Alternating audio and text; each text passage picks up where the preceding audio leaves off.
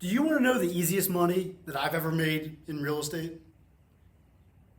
Do you want a strategy that you could implement that's cheap to start up, easy to maintain, can make you hundreds, if not thousands of dollars a month? Well, I'm going to tell you all about that strategy, how I did it, how you can do it, how I royally screwed it up, and then at the end, I'm going to tell you exactly how much money I make every single month implementing this strategy. Of course, we're going to go over all of that and more on your favorite channel, Investing in Bryan in College Station, Texas, where we cover everything about growing your wealth through real estate in my favorite towns of Bryan, College Station, Texas. Guys, like, subscribe, and enjoy. So what's the strategy? Put a room in your house on Airbnb. It's really that easy. Go on Airbnb, get your account set up, say, I've got a spare bedroom, it sleeps 2 people, click, pictures, and you're off to the races. It's literally exactly what I did. I had a room. It was a little unique because it had its own entrance. See that blue door right there? That goes right into the Airbnb bedroom. And you can see it's a cute little room. We were doing a live-in flip, so we upgraded some things. We were going to do that anyway. We added a bathroom, all part of the plan. But in reality, it was just a spare room in a house. There were just 2 of us. We didn't need 3 bedrooms. So the third one went on Airbnb. We started the strategy back in 2021. So we rented out this room and didn't give people access to our kitchen or our living room or anything else. And then we, of course, started renting it out. We rolled into the football season, and that's when we started to make some pretty dang good money. And that's also when I royally screwed up, which I'll tell you more about here in a second. But let me tell you how you can implement this. So for one, it's super easy to do. Airbnb is a very easy platform to start hosting on. The key thing is to make the bedroom look cute, and it doesn't take a lot of upfront cost. If it's a room in your house, you probably already have it furnished. Go out and buy a few more cutesy items to make it look nice. Some plush towels, nice sheets, cute pillows, put something on the wall, right? Make it look nice for the pictures. Take some really good pictures. I recommend you find somebody who's a good photographer, a friend, throw them a couple $100 and get good pictures taken of the room.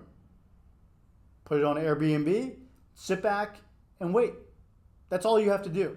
The hardest part about this entire strategy is going to be wrapping your head around having a stranger in your house, but I promise you it's well worth it. And if you're here in Aggie land, then you better implement the strategy this fall. If you're not aware, here in Aggie land, we have a little school called Texas A&M University. It's got like 70,000 students, and it's got a stadium that they call Kyle Field. Now, Kyle Field is unique in the fact that it's like the 4th or 5th largest stadium in the United States. As a matter of fact, when George Strait came here just this year, we set a record for the largest attendance of any concert of all time in the United States. So it's a pretty big attraction. So if you're in Aggie land and we're going into football season, maybe that's a great time to try renting out either your room, hell, even rent out the whole house on Airbnb. There's 2 games you want to focus on. That's going to be the first game. Again, if you're not aware, we're going to be playing Notre Dame, and we'll have a college game day in town. Notre Dame, the Fighting Irish, has a very big fan base, and I bet you dollars to donuts that they will send a ton of fans down here to College Station to experience a football game, SEC football, in Kyle Field. The other game, which you better be aware of, is the game against Texas. Their rivalry is restarting this year for the first time, and the first game will be here. This is also Texas's first time being in the SEC. So SEC in-state rivalry happening in town. It's going to be bonkers. Absolutely, the town is going to be popping off, and the room rates are going to be through the roof. I'm going to 3x what I rent out my other Airbnbs on. I'm going to make 3 times how much I normally make, at least, maybe 4 times. I'm planning on putting up rooms for like $1,000 a night. So if you want to make $1,000 a night, I recommend trying to rent out your house or a room in your house on Airbnb. At a minimum for those 2 games, try it out, see if you like it. And that's exactly what I did. So back in 2021, my wife and I get the room started on Airbnb, and it's pretty easy. We host on Airbnb, we have people stay in it, We go in and we cleaned it during our lunch break. It took us like 20 or 30 minutes to clean it, change the sheets, vacuum the floors, wipe everything down, in and you're out. Most guests are extremely respectful, so the cleans are usually pretty easy. Every once in a while it gets a little crazy, but it's just one room. No one's throwing a party. So most of the big Airbnb issues are these party houses. You know, the bachelor party that goes nuts. Well, we don't have that because you can't really throw a huge party in that room. So we have very respectful people who generally don't trash the place. And so in our story, everything was going really good. Football season was phenomenal. We made great money, and that's when I screwed up. So what I didn't do in all of this, and here's your tale of caution, is I didn't realize that my neighborhood had a very active deed restriction committee. What the hell is that? I didn't know. It turns out that you can have an HOA in a neighborhood. We're all pretty familiar with HOAs. That is a group of people who governs the rules in the neighborhood, and they also take care of the common areas, right? And we know that the Karens run the HOA, and they're going to be up your ass about how long your grass is. They're also probably going to shut down Airbnbs, probably. I didn't have an HOA, so I didn't think much of it, but it turns out my neighborhood has a very active deed restriction committee, which is basically a group of neighbors who pulled their money together and are going to enforce the deed restrictions, which are kind of like HOA rules that were written by the developer when they developed the neighborhood, in my case, back in the 1930s. But they updated the rules, and one of those rules in there says no game day houses. Turns out I fall into that category. So back in the winter of 2022, after having an amazing football season, I got shut down.